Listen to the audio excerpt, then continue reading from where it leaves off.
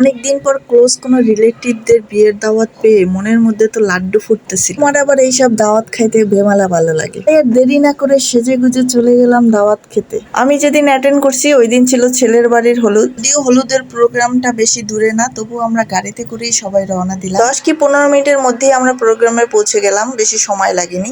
গাড়ি থেকে নামার পরে সবার হাতে এক একটা ডালা ধরিয়ে দেওয়া হলো। সবগুলোতেই কিছু না কিছু গিফট ছিল ছেলের জন্য। অনেকে বলতে পারে, বাপরে এই গরমে দাওয়াত। আসলে দাওয়াত খাইতে তেমন একটা কষ্ট না লাগলেও সবচেয়ে বেশি কষ্ট লাগে এত কষ্ট করে মেকআপ করে যখন সেই মেকআপ গুলো ঘামের চোটে উঠা যায়। যদিও কমিউনিটি সেন্টারে এসি ছিল তাই রক্ষা। আসলে যে কোনো অনুষ্ঠানে খাবার দাবার যেমনই হোক না কেন, মেয়েরা যে সাজুগুজু করে সেটা যদি পারফেক্টলি হয়, পারফেক্ট থাকে, তাহলে কোনো সমস্যাই নেই। আর তার সাথে যদি সুন্দর সুন্দর কয়েকটা ছবি ওঠে, ইস, তাহলে তো দিনটা ভালোই কেটে যায়। আমরা উপহারের ডালা রেখে খাবার টেবিলে বসে গেছি, কারণ মুরব্বীরা বলছে সবসময় মায়ের পিছে কিন্তু খাবারের আগে থাকতে হইব। যদিও ভুলটা আমাদের, কারণ আমরা যাইতে যাইতে অনেক লেট করে ফেলছি। আর বিয়েতে এরকমের লেট হবে, এটাই স্বাভাবিক।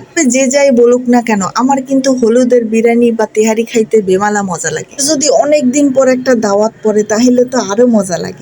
অনেকদিন পর এরকম একটা দাওয়াত পেয়ে খুবই ভালো লাগলো, খুবই ভালো করে খেলাম। খাওয়া দাওয়া তো আপাতত শেষ করলাম, এবার বাকি প্রোগ্রাম তো দেখতে হবে, তাই না? যদিও ছেলের গায়ে হলুদ টলুদ দেয়া অলরেডি শেষ, এখন শুধু ছবি তুলতে আসছে, তাই আমি কোনো চান্সই পাইলাম না ছবি তোলার। এইখানে উঠা মনে ভাবলাম 1-1.5 ঘন্টা বইসা যে মেকআপটা করলাম, সেটা কি আদৌ একটা ছবির মাধ্যমে আমি বন্দি করতে পারবো? এই কষ্টে কষ্টিত হয়ে ভাবলাম থাক, একটা ভিডিও করে রাখি, তাই ভালো হবে। এখন আবার বলতে পারেন, আপা মেকআপ যে করছেন দেখলাম না তো, আপনি তো মাস্ক পরে আসছিলেন। আসলে মেইন কথা হয়েছে, মেয়েরা সবসময় অন্যের জন্য সাজে না, সেলফ স্যাটিসফ্যাকশনের একটা ব্যাপার আছে বস। অনেক মেয়েদেরই মুখ ঢাকা থাকে কিন্তু তারা লিপস্টিক পরে, কেন পরে? নিজেদের জন্য পরে। আপনারা বুঝবেন না, এ নিয়ে আমরা কথা না বলি। আবার এখানে শুরু হয়ে গেছে সেই রকমের ফাটাফাটি একটা নাচ দেখে ইয়ং জেনারেশন তো লজ্জায় লজ্জিত হয়ে যাবে। শুধু ভাবতেছিলাম আঙ্কেলে যখন ইয়াং আসিল তখন যে কি অবস্থা হইছে। নাচ দেখে ইয়ং জেনারেশন কি বইসা থাকবে? তারাও নাচানাচি শুরু করে দিয়েছে এবার স্টেজে উঠা। সবাই নাচ দেখে আমি তো চুপচাপ বইসা রয়েছি। এমন একটা বয়সে আছি, না পারি নাচতে, না পারি বইসা থাকতে। কিন্তু কি আর করা, অনেক কষ্টে মুরব্বি একটা ভাব নিয়ে বইসাই ছিলাম। এদিকে ছেলে বেচারে ধৈরাই নাই না, সবাই ছবি তুলতে আছে। কি একটা মুসিবতে পড়ছে বেচারা। ডিজে সাহেব এবার একটা ধামাকা গান দিয়া দিয়েছে, পুরোপুরি সবাই স্টেজে নাচতে আছে। তবে